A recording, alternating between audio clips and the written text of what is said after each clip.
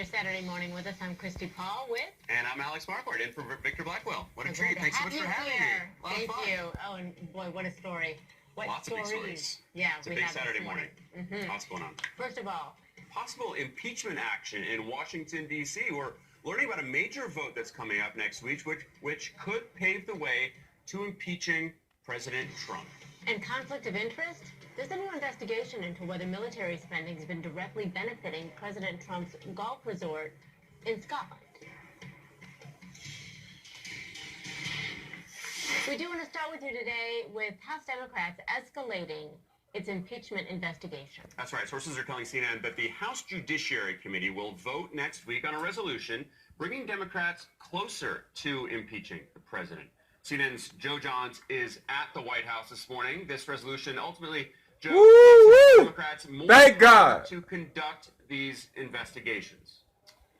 That's right, Alex, and also it's going to sort of lay out the ground rules. This is a very important step reported by my colleague up on Capitol Hill, Manu Raju, essentially the House Judiciary Committee deciding that they will work toward, on Wednesday, voting on a resolution that sort of lays out the procedures for their impeachment inquiry.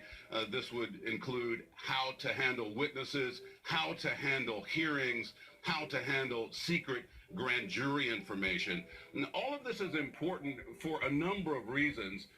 First, because there's precedent and there's history, including, of course, the impeachment work on Richard Nixon back in the 1970s. They're expected to use the guidelines that were laid out there, at least in part.